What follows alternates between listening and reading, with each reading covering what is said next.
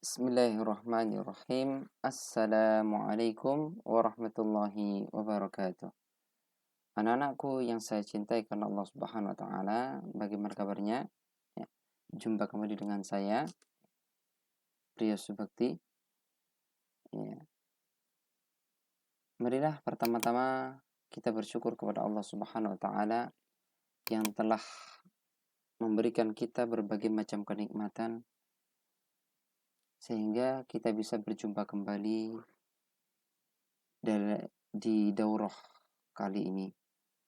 Salawat dan salam mudah-mudahan selalu tercurahkan kepada Nabi kita Nabi Muhammad sallallahu alaihi wasallam, kepada keluarganya, sahabatnya, dan juga kepada para pengikutnya yang setia hingga akhir zaman. Anak-anakku yang saya cintai karena Allah Subhanahu wa taala, daurah pada kesempatan kali ini adalah temanya apa? Adab seorang murid terhadap guru. Ini tema daurah kesempatan kali ini. Ya, anak-anakku, ya, adab seorang murid terhadap guru itu ada 6. Yang pertama, yang perlu diperhatikan, adab yang pertama adalah menghormati guru. Yang kedua, memperhatikan adab-adab ketika berada di depan guru. Yang ketiga, mendoakan guru. Dan yang keempat, memperhatikan adab-adab dalam menyikapi kesalahan guru. Yang kelima, meneladani penerapan ilmu dan akhlaknya. Yang keenam, sabar dalam membersamainya. Nah, inilah anak-anakku yang saya cintai karena Allah Subhanahu wa taala. 6 adab seorang murid terhadap gurunya yang perlu diperhatikan. Baiklah, sebelum kita membahas satu persatu adab-adab yang 6 ini, marilah kita simak pentingnya keutamaan guru. Ketahuilah anak-anakku, para pengajar, ya, guru itu memiliki peran yang sangat penting bagi seorang murid. Ya. Bahkan pengajar agama mulai dari yang mengajarkan Iqra sampai para ulama besar. Mereka semua itu ada di pesan Rasulullah SAW. Ya. Beliau bersabda, tidak termasuk golongan kami, bukan termasuk golongan kami, orang yang tidak menghormati yang lebih tua dan menyayangi yang lebih muda, serta yang tidak mengerti hak ulama. Nah, ini tulisan yang merah ini diperhatikan, yang tidak mengerti hak ulama. Bisa kita ambil pelajaran dari hadis ini, ya, bahwa mereka para ulama, ya, dan guru wajib diperlakukan sesuai dengan haknya. Ya.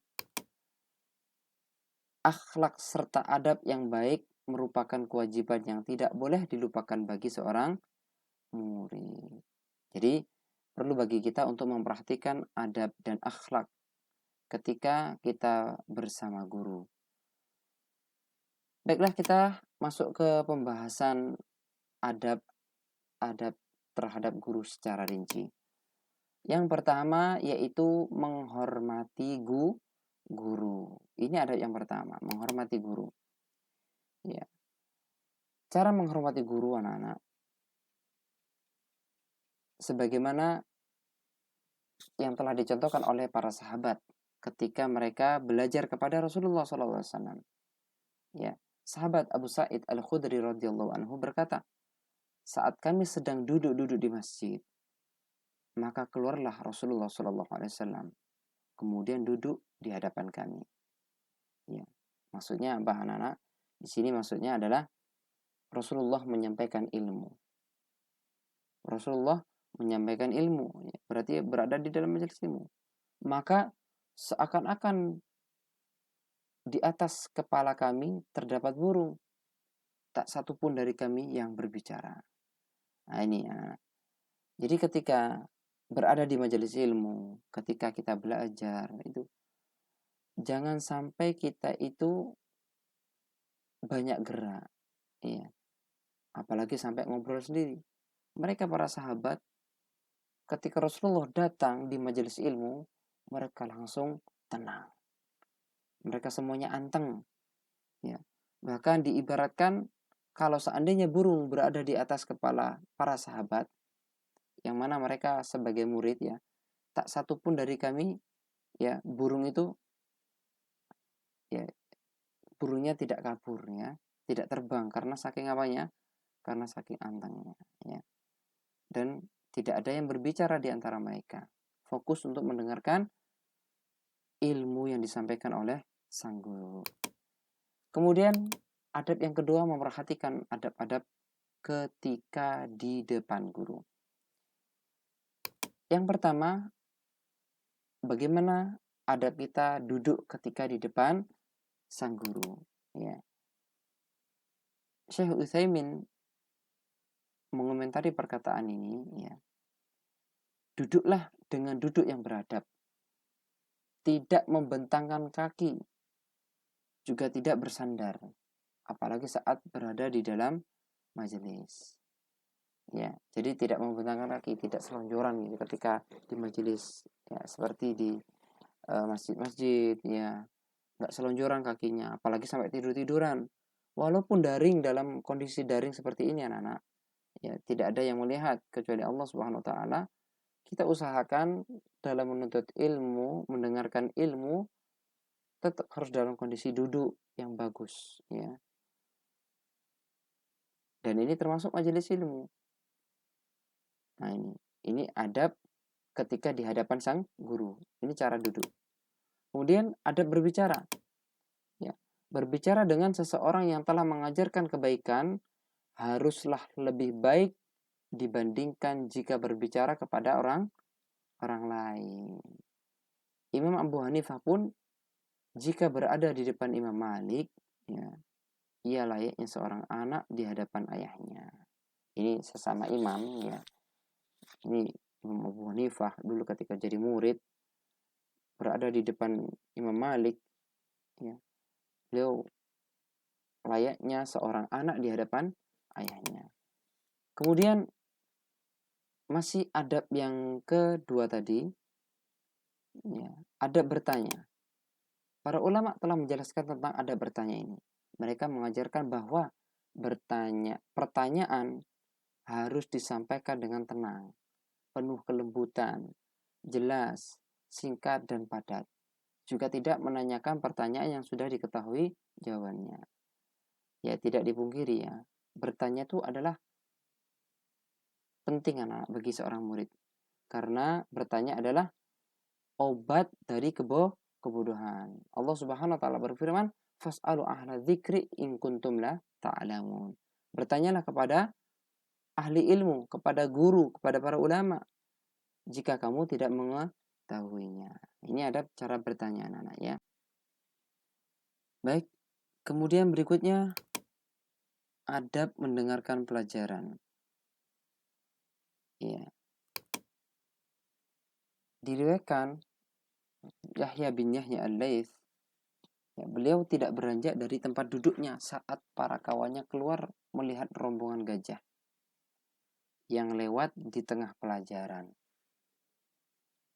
Ya, ketika pelajaran langsung, ya, tiba-tiba ada rombongan gajah lewat, ya. Sehingga kawan-kawannya bin Yahya al-Laits ini keluar anak-anak untuk melihat segerombolan gajah yang lewat tadi. Kemudian, ya, Yahya mengetahui tujuannya duduk di sebuah majelis, ya, majelis ilmu maksudnya, adalah mendengarkan apa yang dibicarakan gurunya, bukan untuk yang lainnya, bukan untuk mendengarkan, bukan untuk melihat parade gajah atau segerombolan gajah. Jadi dia tetap duduk di tempat ia belajar, ya, fokus ketika mendengarkan pelajaran. Baik, adab yang berikutnya adalah mendoakan guru. Nah, ini penting anak-anak ya. Ini banyak yang lalai atau banyak yang melupakan adab ini ya. Banyak dari kalangan salaf berkata, tidaklah aku mengerjakan sholat kecuali aku pasti mendoakan kedua orang tuaku dan guru-guruku semuanya. Nah, ini anak-anak jangan lupa untuk mendoakan guru ya. Semua didoakan ketika kita mendoakan orang tua kita, dan juga kita jangan lupa untuk mendoakan para guru-guru kita semuanya. Kemudian adab yang keempat, ya, adab seorang murid terhadap guru yang keempat adalah adab ya dalam menyikapi kesalahan guru ya. Rasulullah SAW bersabda, kullu bani Adam khata' wa khairu khata'in at-tawwabun. Setiap anak Adam pasti berbuat kesalahan, dan yang terbaik dari mereka adalah yang suka bertobat. Termasuk guru anak-anaknya, itu pasti memiliki kesalahan. Tapi anak-anak, jangan sampai ya, karena sebab kesalahan yang dilakukan oleh guru kita lari dari ilmu yang disampaikannya. Karena para guru bukan malaikat. Mereka tetap berbuat kesalahan. Jangan juga mencari-cari kesalahannya ya. Dan ini juga sudah disampaikan oleh Allah Subhanahu wa taala, diingatkan oleh Allah Subhanahu wa taala di dalam Al-Qur'an surah Al-Hujurat ayat 12. Dan janganlah mencari-cari keburukan orang, dan janganlah menggunjing ya, ngerasani satu sama lain ya. Adakah seorang di antara kamu yang suka memakan daging saudaranya yang sudah mati? Tentunya tidak ya. Maka tentulah kamu merasa jijik kepadanya. Nah, ya, kita berdoa kepada Allah, ya Allah, tutupilah aib guruku dariku, dan janganlah kau hilangkan keberkahan ilmunya dariku. Kemudian ada yang kelima, meneladani penerapan ilmu dan akhlaknya. Ini juga penting anak-anak ya, yang perlu diperhatikan. Adab seorang murid terhadap guru. Syekh Ibnu Utsaimin rahimahullah ta'ala mengatakan, jika gurumu itu sangat baik akhlaknya, maka jadikanlah dia contoh untukmu dalam berakhlak. Namun bila keadaannya malah sebaliknya, ya, maka jangan jadikan akhlak buruknya sebagai contoh untukmu. Karena seorang guru dijadikan contoh dalam akhlak yang baik, bukan akhlak yang buruk. Karena tujuan seorang penuntut ilmu duduk di majelis seorang guru untuk mengambil ilmunya, kemudian mengambil akhlaknya. Nah, ini anak-anak ya, yang perlu kita perhatikan. Kemudian adab yang keenam, yang terakhir ya. Yang terakhir, yaitu sabar dalam membersamainya. Sabar dalam membersamainya ya. Jadi Al-Imam Syafi'i rahimahullah ta'ala mengatakan, bersabarlah terhadap kerasnya sikap seorang guru.